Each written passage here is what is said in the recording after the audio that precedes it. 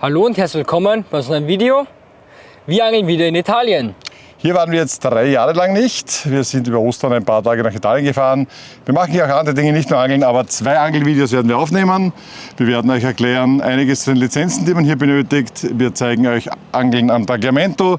Wir werden in den nächsten Tagen auch an den Sile fahren in Jesolo. Also es wird 2 Videos geben, wo ihr genau uns zuschauen könnt beim Angeln und auch erfahrt, welche Lizenzen ihr hier braucht. Und wir gehen auch auf das Thema Angeln im Meer ein und hoffen, dass wir ein paar Fische fangen. Ganz so einfach wird das nicht sein. Wir sind hier im Brackwasserbereich und das Problem beim Brackwasserbereich ist, dass jetzt, wenn das Wasser noch kalt ist, die Fische nicht so gerne im Brackwasserbereich sind. Wir werden es aber ausprobieren. Vielleicht schwimmen ein paar vorbei, vielleicht fangen wir ein paar, vielleicht auch nicht. Wir werden es sehen. Auf jeden Fall wünschen wir euch gute Unterhaltung mit unserem Video.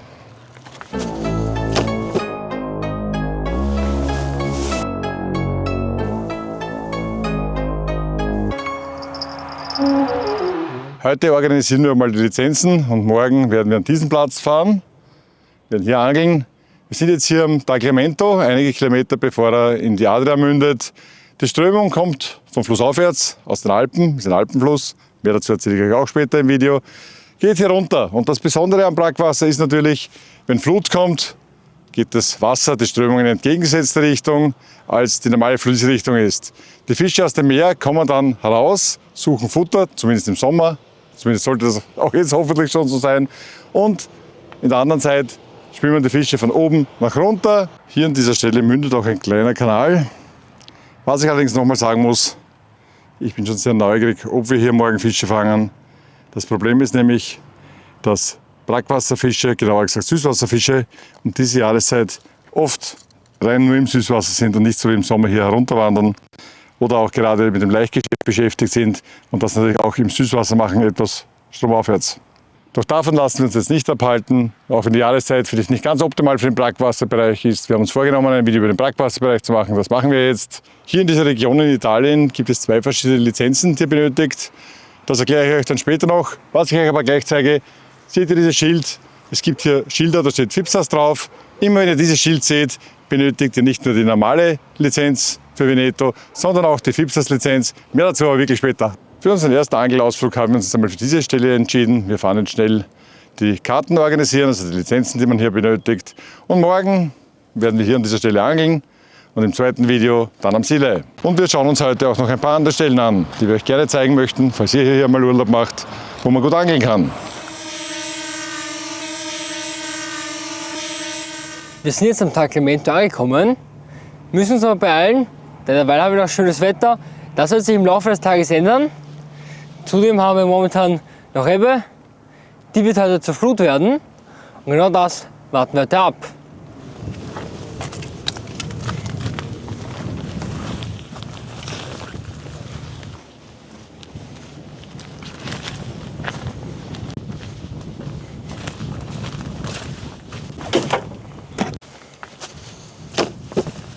Noch ist das Wetter relativ gut, ein leichter Wind, aber später sollte ein Sturm kommen.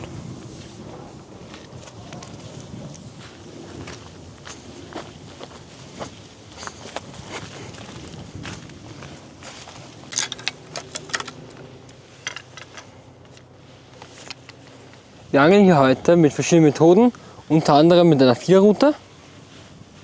Die Stelle sieht an sich schön aus. Das einzige Problem ist, der Weg zum Wasser hinunter ist ein bisschen schwieriger.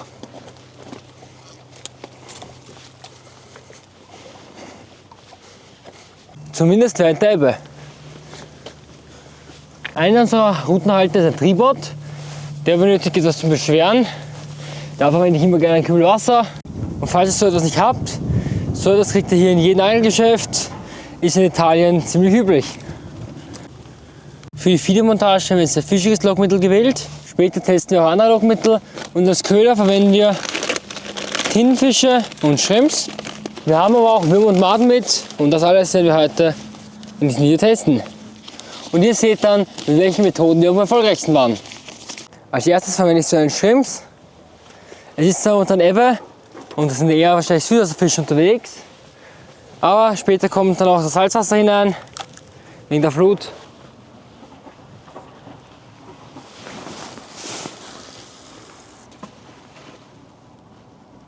Und da gerade Ebbe ist, verwende ich auf meiner zweiten Montage Torwurm Vielleicht funktioniert das.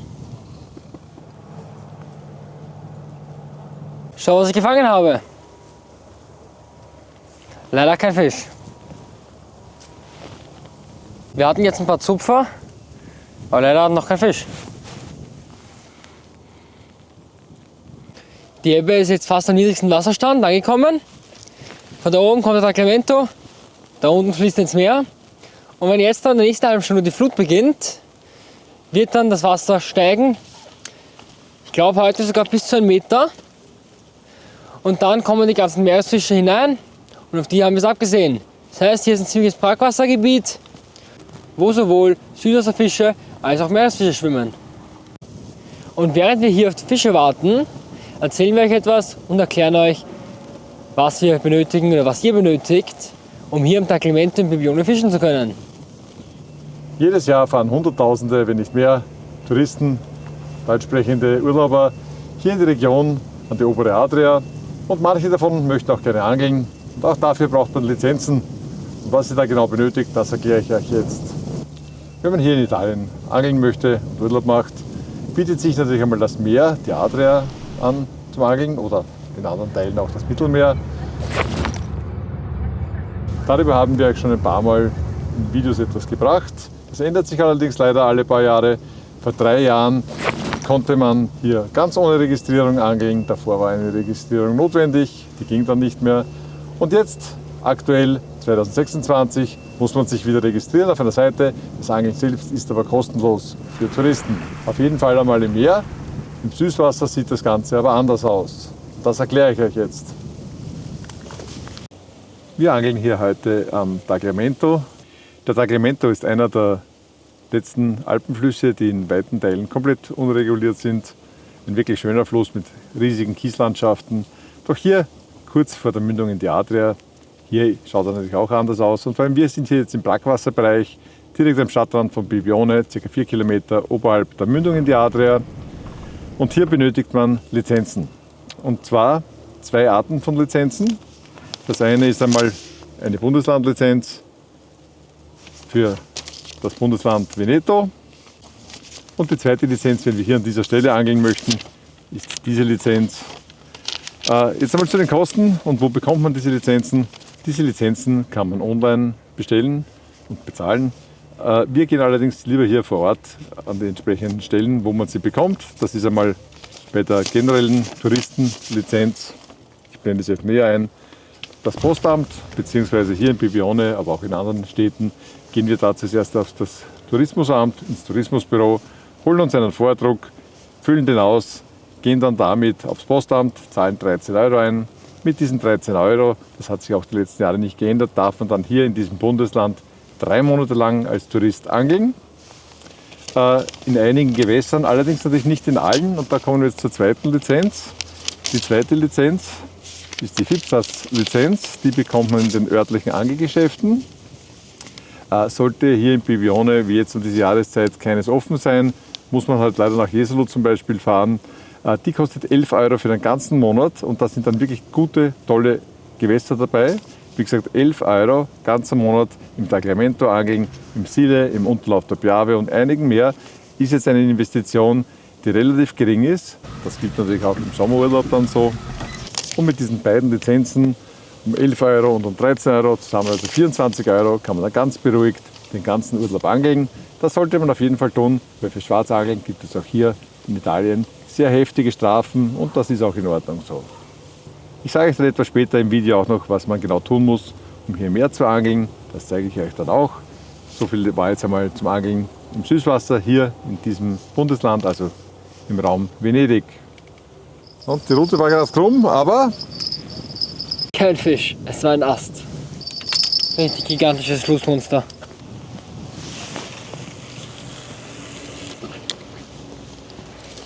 speziell an dieser Stelle hier am Tagliamento am Rande von Bibione zu erwähnen ist, wir sind hier im Brackwasserbereich.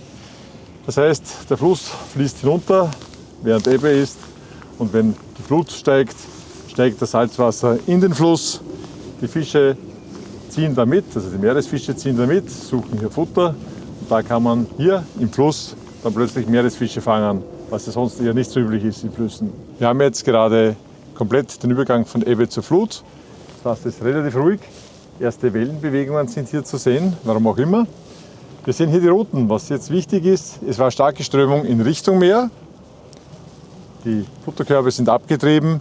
Und jetzt, wenn die Flut einsetzt, wird sich das dann drehen und die Strömung wird ins Landesinnere gehen. Was dann sehr interessant ist. Und wir hoffen, dass wir hier einige Fische fangen. Aber das werden wir dann sehen. Das letzte Mal, dass wir am Tagliamento geangelt haben, war vor 3 Jahren an einer Stelle circa ein paar hundert Meter weiter oben. Ich blende euch kurz ein Video ein. Schaut euch das Video dann im Anschluss an. Es ist durchaus interessant.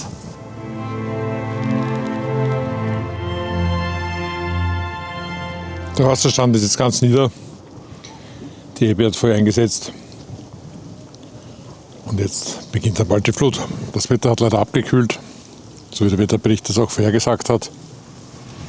Aber das stört uns jetzt nicht. Das stört uns schon. Aber das haltet uns zumindest nicht vom Angeln ab.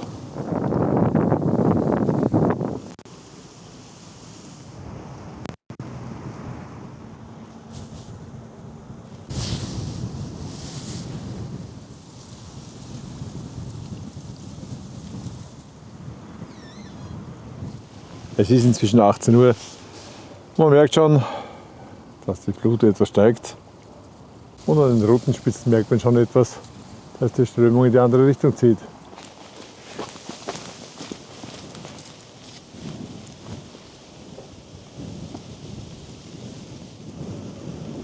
Bis jetzt noch keine Aktivität, aber wir gehen davon aus, dass das beißen wird, sobald die Flut mehr steigt.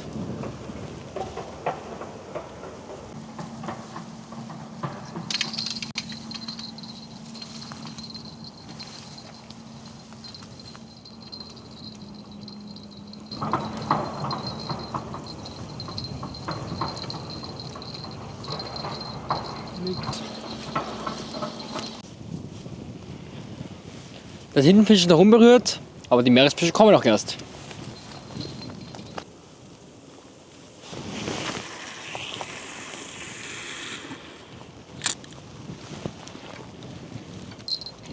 Ich habe die Rute jetzt gerade ausgeworfen, aber sie treibt jetzt nach links.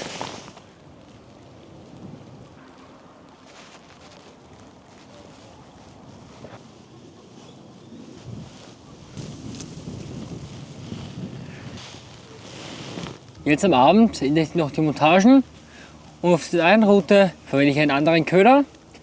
Und zwar einen Köder, den die Italiener sehr gerne verwenden. Die Italiener schwören drauf. Das sind Serienwürmer. Hier werden sie Coreano genannt. Die sind zwar nicht unbedingt die schönsten, aber sie sind gute Köder. Vielleicht habt ihr solche schon mal am Strand gesehen.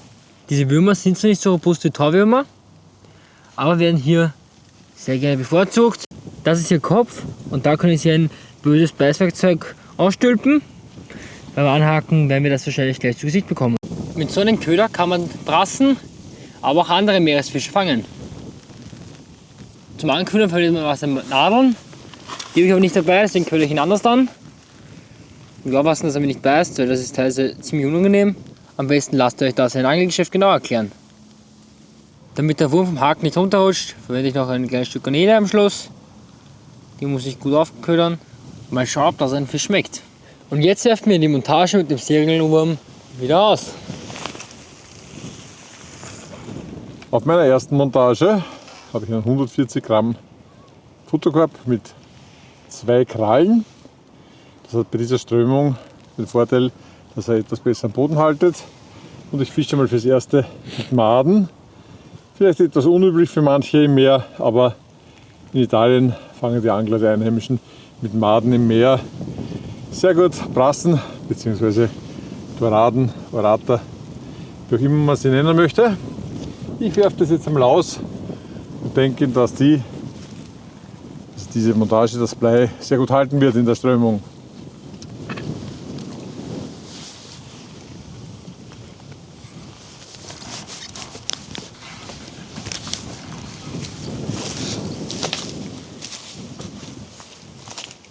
So, ich habe einen Anti-Tangelboom, damit sich das nicht so verhängt.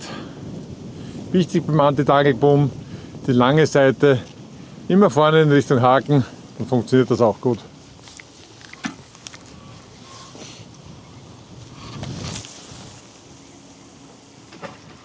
So, das passt. Absinken lassen und in den Tripod.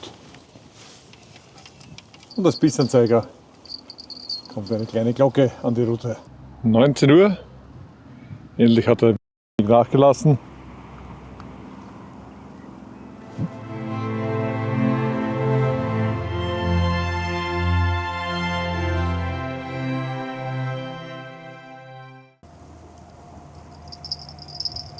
Ah, jetzt ist uns ein Bambus in die Schnur geschwommen. Das ist leider kein Fisch. Das passiert alle paar Minuten einmal. Ein wenig ärgerlich, lässt sich aber auch nicht vermeiden. Dann müssen wir das natürlich jetzt beheben.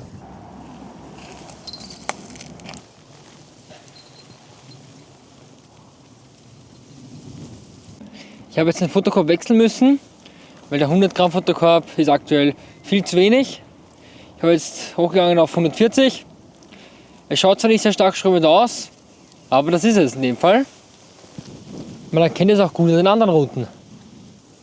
Ich werfe jetzt noch einmal neu aus und hoffe, dass der Köder und das Blei irgendwo zu liegen kommt.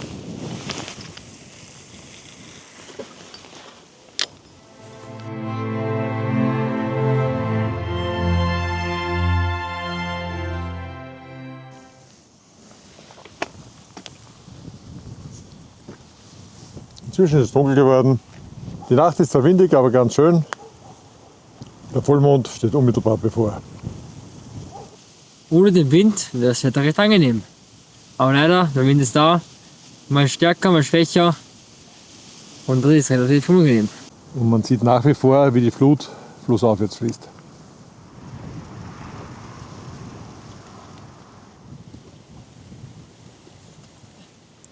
Wieder einen schönen Algenfang.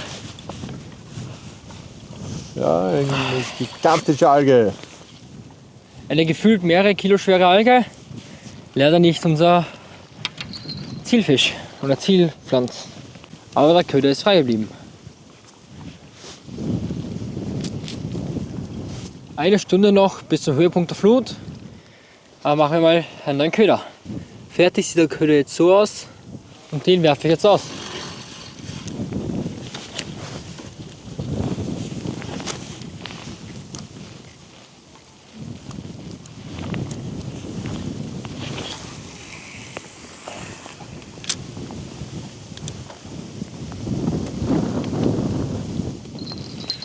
Und auch die Glocke gebe ich wieder drauf.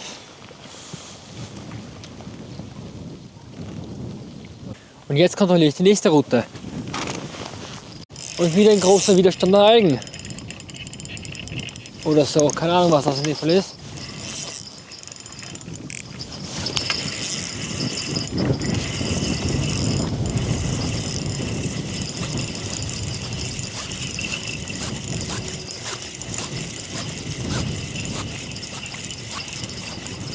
Jawohl! Unser Alge.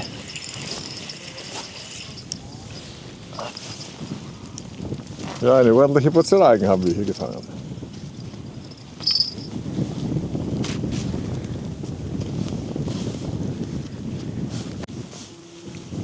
Auf der zweiten Route kommt ein Meereswurm zum Einsatz.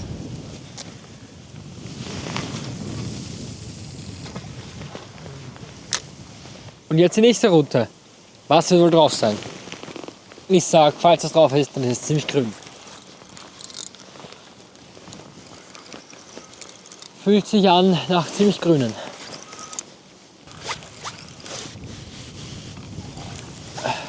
Fangen.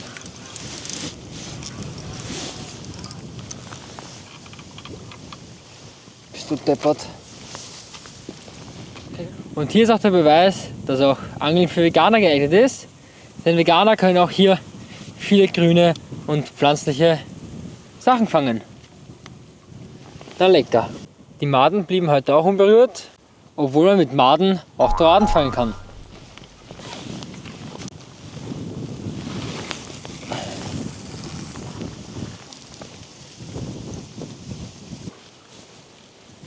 Die Flut ist jetzt am Höhepunkt, wie man sieht. Das Ufer ist jetzt unter Wasser. Die Angelschnüre zeigen noch immer in Richtung flussaufwärts, aber das ändert sich jetzt gleich wieder.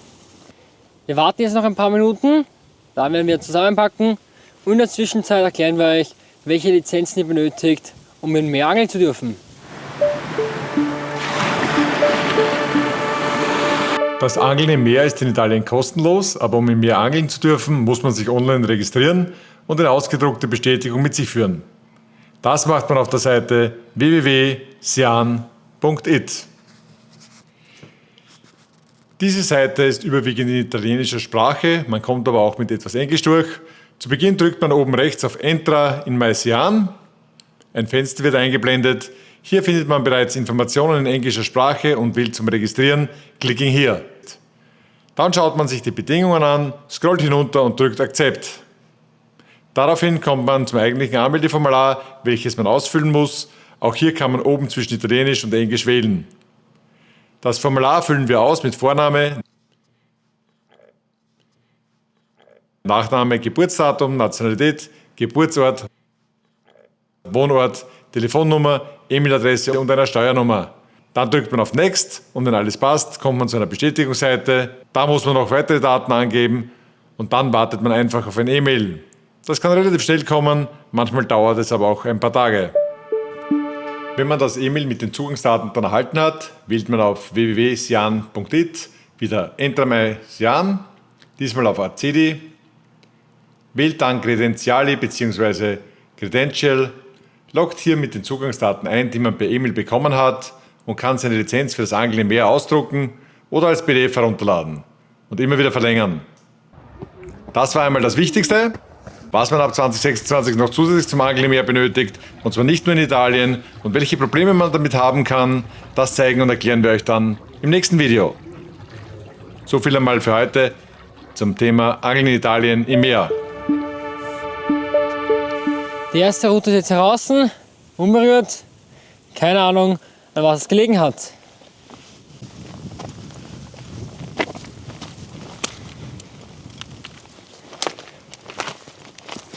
Jetzt kommt nochmal meine Route raus. Auch da hat sich heute nichts getan.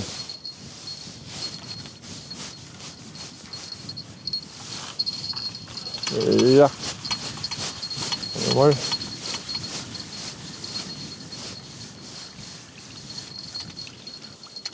So.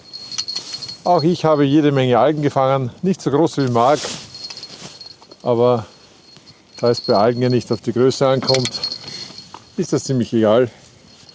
Das Blöde bei meinem ist, dass die Algen beim Haken hängen und nicht beim Futterkorb. Da konnte jetzt natürlich nichts mehr beißen, die letzte halbe Stunde. Keine 10 Minuten nach höchstem Stand der Flut geht das Wasser auch wieder runter. Die Ebbe startet und das Wasser fließt wieder hinaus ins Meer.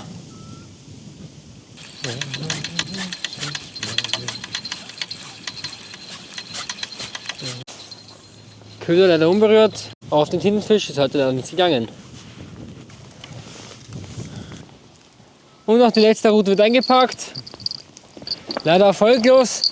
Meistens ist es ja so, dass wir dann durch Glück mehr oder weniger am Schluss noch weiter beim Backen einen Fisch haben. Heute leider nicht.